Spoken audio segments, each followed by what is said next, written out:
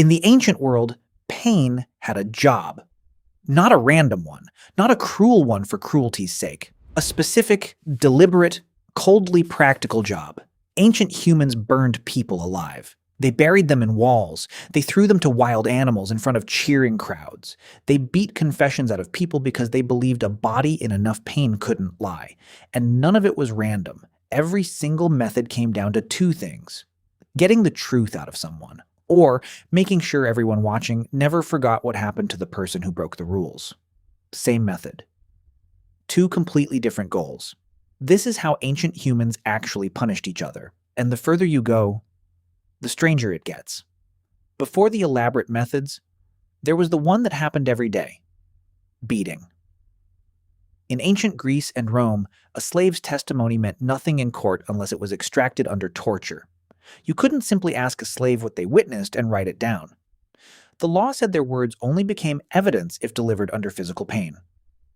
The thinking behind this was specific. A free citizen could be trusted to speak honestly. A slave, they assumed, would say whatever kept them safe. So pain was used to burn through that calculation and reach the truth underneath. This logic had one obvious flaw. A person in enough pain will say absolutely anything to make it stop, true or not.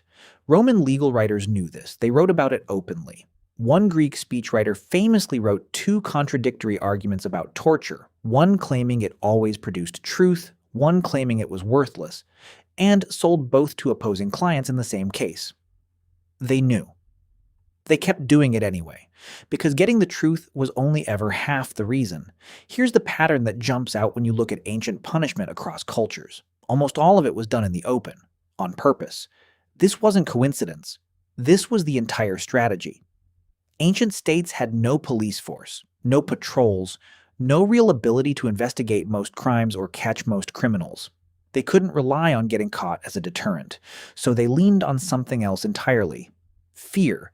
Not fear of getting caught, fear of what happened if you did. After the slave revolt led by Spartacus was crushed in 71 BC, the Roman general Crassus took 6,000 captured rebels and crucified every single one of them along the Appian Way, the busiest road running 120 miles into Rome. The crosses were spaced out the entire length. The bodies were left to rot. None of that was about punishing those 6,000 men. It was a message aimed at everyone who walked past. A single criminal dying in public did more to keep a city in line than any law carved into stone. Because everyone watching carried that image home with them. Punishment wasn't really about the person being punished. It was about everyone who was meant to see it and remember. The Assyrians understood this better than almost anyone. When someone defied their king, led a revolt, held out against their army, refused to submit, the response wasn't just execution, it was a performance. Their kings carved the entire process into palace walls, wrote about it in official records, boasted that they displayed rebel leaders publicly for everyone to see. That detail is the key to understanding it. This wasn't done in secret. It wasn't hidden, it was advertised. A warning displayed on your city wall sent a message louder than any army. This is what happens if you cross us. The horror was the point, and they wanted it seen for miles. Rome took the idea of punishment as spectacle and turned it into a full day of entertainment. Their amphitheaters ran on a schedule: animal hunts in the morning, gladiators in the afternoon, and in the middle, during the lunch break, the executions. This was the filler between the main events. The condemned were pushed into the arena with nothing to defend themselves. Animals shipped from across the empire, lions, bears, leopards, were set loose to kill them in front of a crowd that cheered. There was a grim logic underneath the show. By feeding a criminal to wild animals, Rome was making a statement. This person has forfeited their place in human society.